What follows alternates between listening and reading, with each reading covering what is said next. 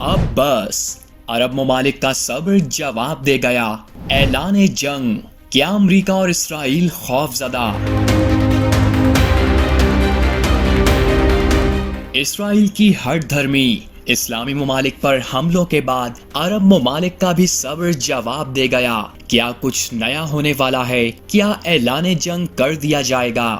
امریکہ اور اسرائیل کی نیندیں حرام ہونے لگیں۔ نجم سیٹھی نے بڑی پیش گوئیاں کر دیں۔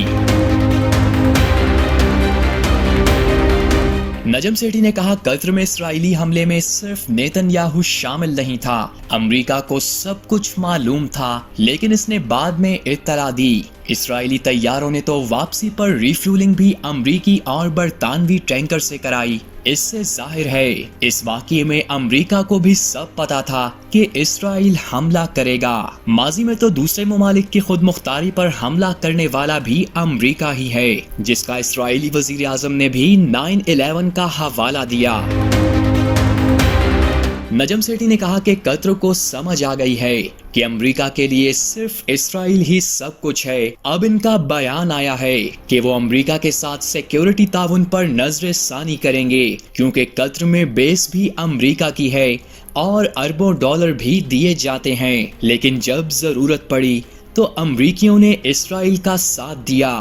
قطر کا حال تو یہ ہے کہ انہوں نے اربوں ڈالر کی سرمایہ کاری کا یقین دلایا، مہنگا جہاز تحفے میں دیا۔ یہ تو حالات ہیں عرب ممالک کے اور مسلمانوں کا کہ وہ امریکہ کو ہی سب کچھ دیتے ہیں۔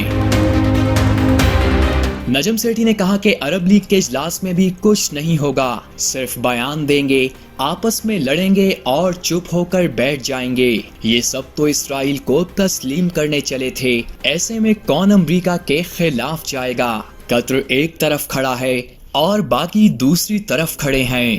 اب سوال تو یہ ہے کہ عرب ممالک کر کیا سکتے ہیں؟ تو جواب ہے ان میں سے کوئی بھی ایسا نہیں ہے جو اسرائیل کے ساتھ پنگا لے لے، لیکن اگر کوئی ان کو سمجھائے تو یہ بہت کچھ کر سکتے ہیں، جیسا کہ سب سے پہلے اسرائیلی مصنوعات کا بائیکاٹ کر دیں اور اس کے بعد یک زبان ہو کر فلسطین کے لیے بیانیہ دیں۔